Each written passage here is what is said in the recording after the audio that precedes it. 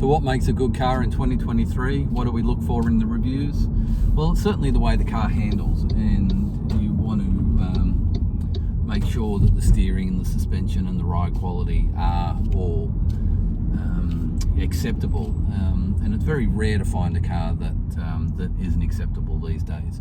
Some of the cars we've driven, maybe there's a newer SUV, medium size, or I think it's a small SUV that I've driven, that's very light on the steering, and that's probably not ideal, but it doesn't make it bad, it just makes it not ideal.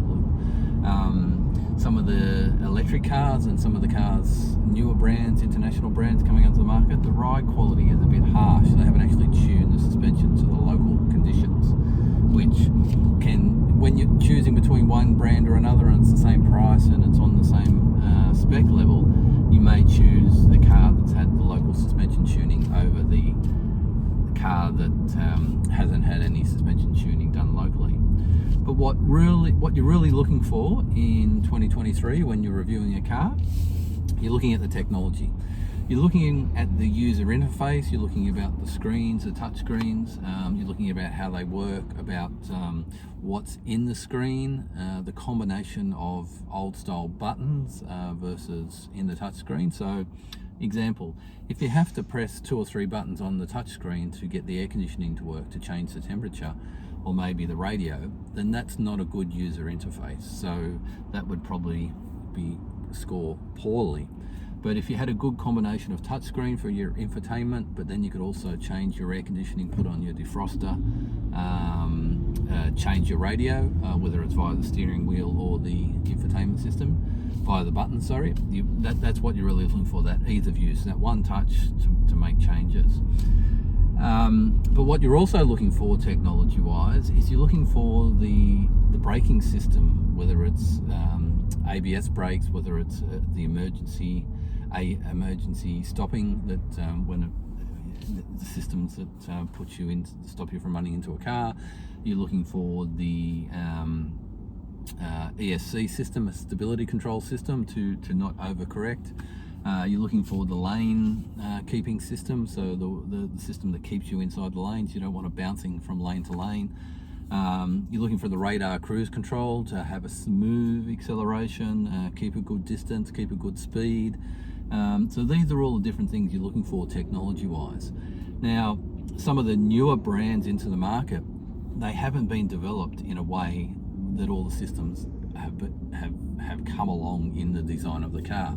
So they'll design the car, they may design the suspension and the electric motor, for example, or the petrol motor, and then they'll add in an aftermarket electronic stability control system, or they'll add in an aftermarket radar cruise control system. So they're not actually made by the manufacturer or designed by the engineers within the manufacturer. And that's really noticeable when you're getting in different cars. It's really noticeable that the adaptive cruise control doesn't quite work the same way. It's really noticeable when the lane keeping assist varies from lane to lane, or keeps you on one side of the lane. So all these things are extremely noticeable when you compare them to when you're comparing a good car to a bad car, or when you're trying to determine what's a good car and what's a bad car in 2023. So they're certainly the things that we look for. Now, my favourite thing that I look for, and you've got to pay for this, you don't get this in any of the base models, is the programmed electric seats. I love it. Love electric seats, especially when you have the program settings. So you want to be able to set it up the way you like it and lock it in. So when someone else has been in the car, all you've got to do, get back in, press the button, number 1 or number 2 setting, and then you've got everything the way you like it. When I don't get electric seats with the programmable settings, I'd much prefer a manual seat. Sliding back and forwards with a manual seat is so much easier and quicker than pressing the button on an electric seat and just waiting for it to move slowly.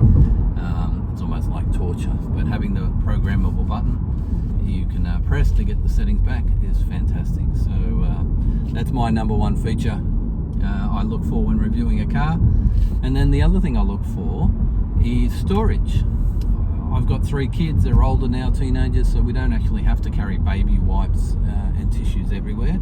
But being on the road all the time, I certainly look for storage. I like to have a good storage in the center console. I like to have something, a nice place to put my phone, so I can charge it, whether it's wireless charging or wireless CarPlay. I still like to have somewhere where I can put my phone. I like a nice cup holder spot, and sunglasses. If you've got a place to put your sunglasses up on the roof here, that's also a winner for me. The thing that I'm finding with a lot of cars these days is they'll have in the doors, they'll have a bottle or a holder, but it's not big enough. So they really seem to be compacting those bottle holders in the door. So it's not a big deal for me, but it's certainly something you want to check out when you're buying a new car. So there you go. There's a bit of an overview of what we look for when we're reviewing a car. You've got your usual things like boot space, rear seat space, but they really depend on the lifestyle and the category of car. If you're looking for a large SUV, then that's what you look for, boot space and 7 seats. If you're looking for a small SUV, then you're going to get a smaller back seat and smaller boot space. That's just how the size of the car works. So I hope you've enjoyed listening to me rant on about what I look for when I'm reviewing a car. As always, don't forget to like and subscribe our videos, and certainly check out our websites, fleetevnews.com.au, fleetautonews.com.au, and fleethvnews.com.au. Hi, I'm Mark. This is Fleet News Group, and thanks for watching.